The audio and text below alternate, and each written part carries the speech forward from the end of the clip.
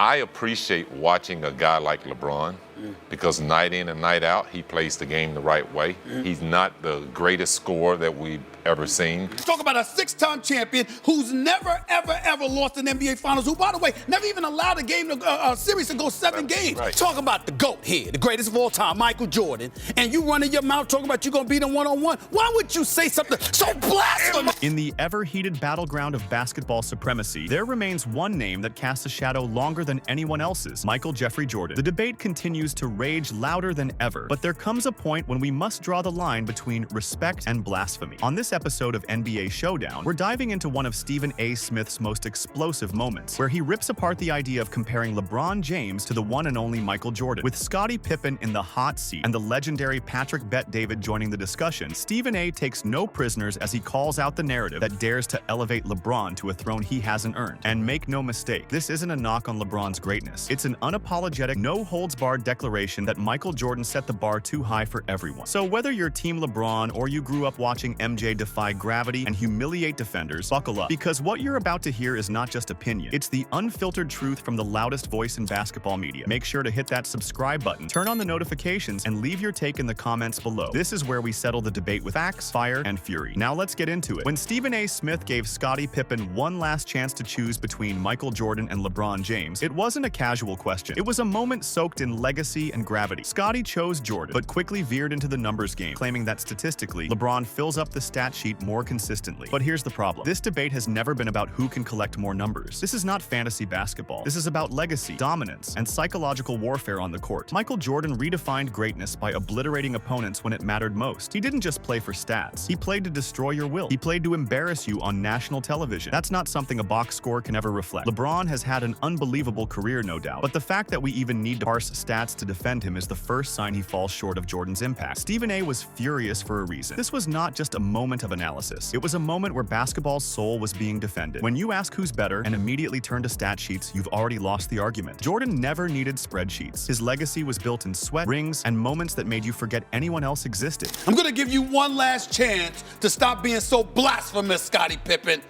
Michael Jordan or LeBron James, better? Who are you going with? To Jordan. Okay. But statistically, LeBron James is a better basketball player. And here is why. He fills the stats up across the board, night in. Stephen A. Smith's voice practically exploded with disbelief when someone had the audacity to claim they could beat Michael Jordan one-on-one. The look of horror on his face wasn't just for show. It was the reaction of someone witnessing sacrilege, because that's exactly what it was. You don't talk about beating the basketball god in his own domain like it's some pickup game at the YMCA. Jordan isn't just a player. He's a myth, a standard, a benchmark that defines the unreachable ceiling of competitive greatness. To say you're going to beat him is not only arrogant, it's ignorant. Jordan's killer instinct, footwork, strength, and mid-range dominance make him the ultimate competitor. LeBron may have size, he may have court vision, but Jordan has the aura, and that aura comes from backing up every single challenge with a level of ruthlessness that shattered the careers of anyone who dared to test him. That's why Stephen A. exploded, because you don't challenge a god unless you're prepared for divine wrath. And in basketball, Michael Jordan is the god in question. Talk about the GOAT here, the greatest of all time, Michael Jordan,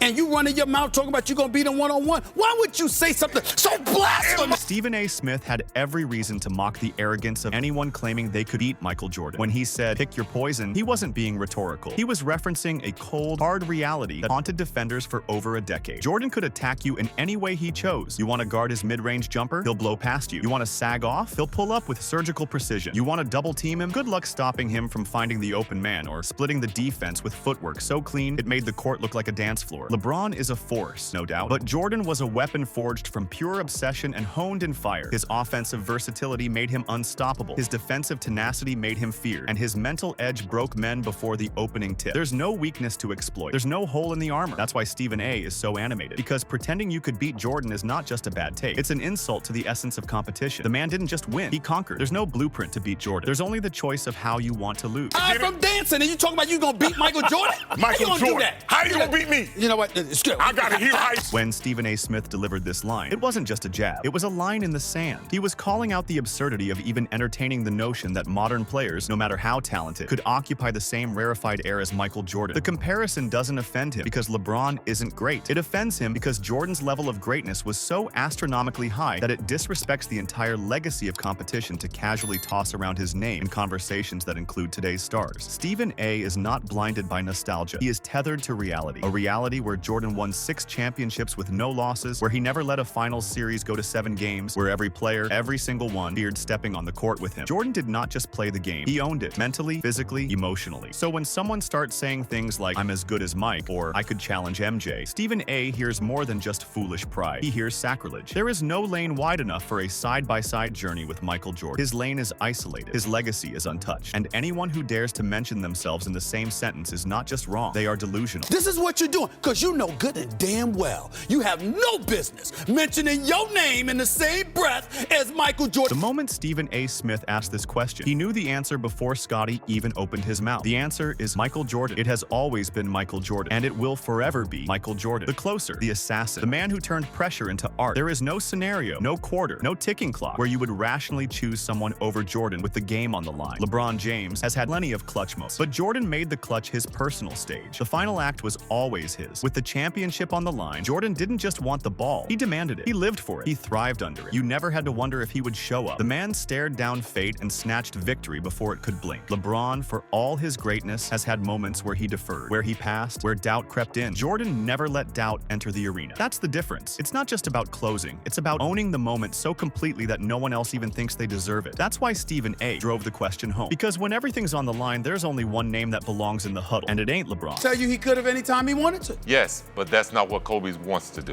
Okay, Kobe wants to score. Well, let me ask you this, Scottie Pippen. When it comes time to close, who you want? I want Kobe Bryant.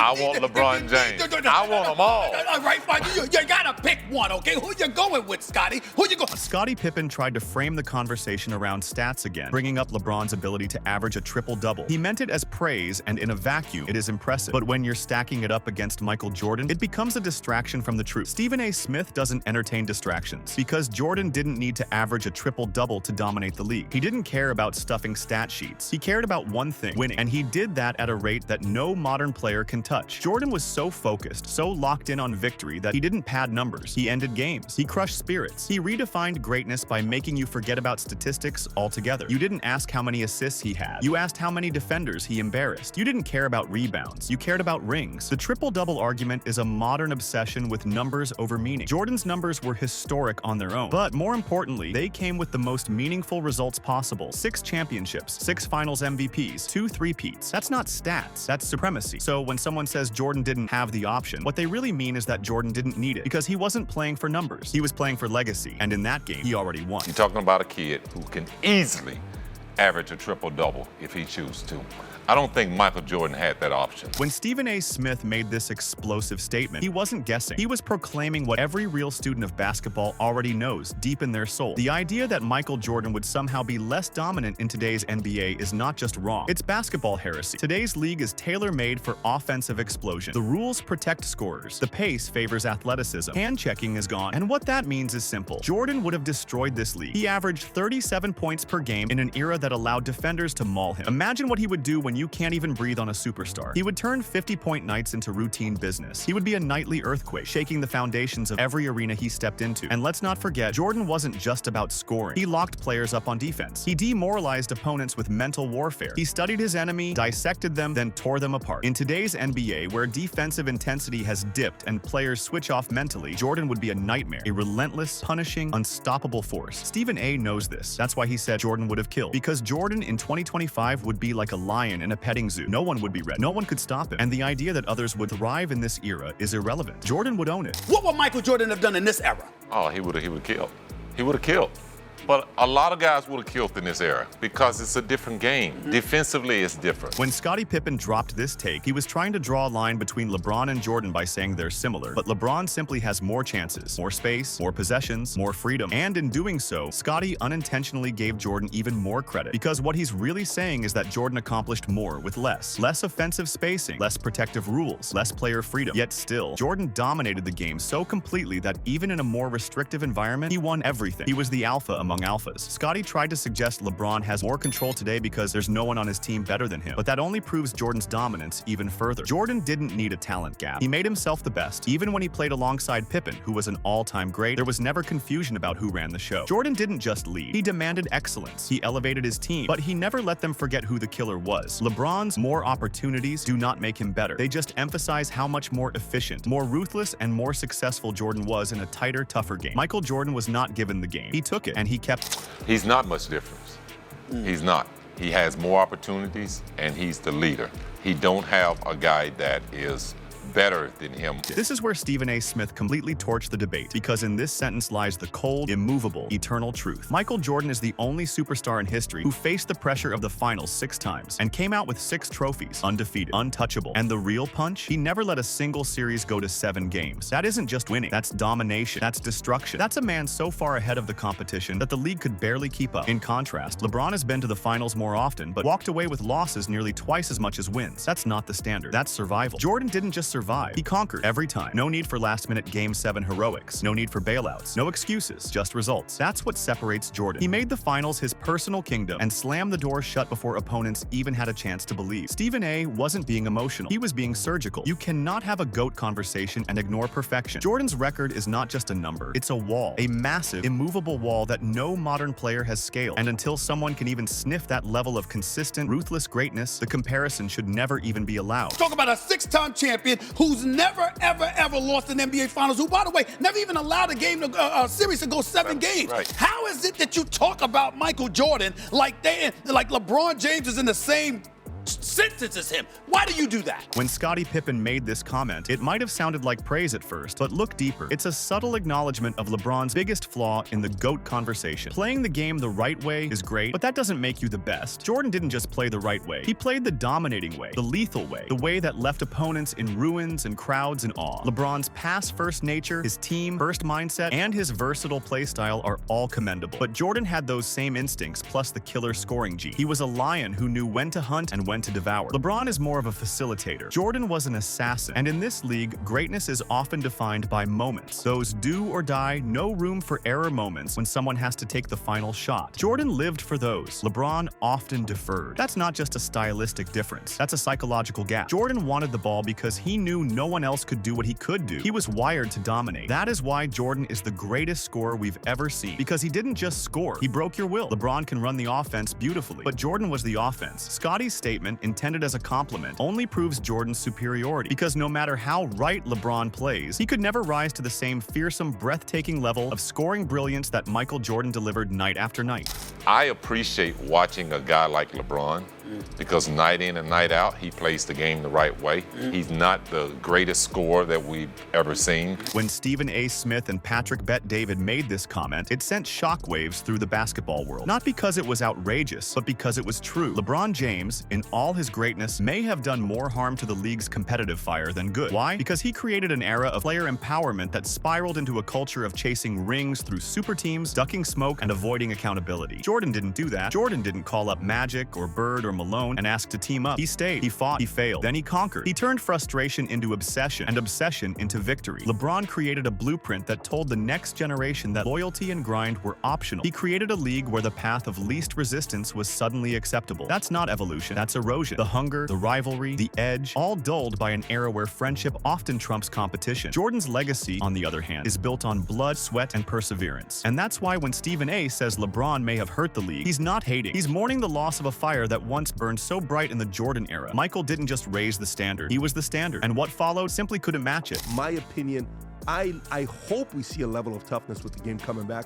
And I hope he calls everybody out. Well, I hope he calls everybody out. You're saying LeBron may have hurt the league. This is where Stephen A. Smith pulls the curtain back and shows you the man behind the legend. Michael Jordan wasn't just greatness on the court. He was greatness because of his mentality. Brutal honesty. Zero tolerance for mediocrity. No excuses. That's what made him who he was. Jordan didn't sugarcoat things. He didn't protect feelings. He held himself and everyone around him to the highest possible standard. And that's what made him feared, respected, and adored all at once. He didn't care if it hurt your ego. He cared if it helped you win. In an era today where players are often pampered, shielded from criticism, and more concerned with brand than basketball basketball. Jordan's old-school grit feels like a relic, but that relic is exactly what built dynasties. It's why the Bulls became an unstoppable force. It's why legends still speak of his leadership in reverence and fear. LeBron might lead differently, but it lacks that raw, unfiltered drive that made Jordan a deity. The kind of leadership that didn't need approval, only results. Jordan didn't ask for greatness. He demanded it, and if you couldn't deliver, he moved past you. Stephen A. knows that. That's why he emphasized it, because the truth is this: Jordan's mentality, his honesty, his relentless pursuit of perfection is what elevated him to a realm no one else can touch. Let me tell you something about Michael Jordan.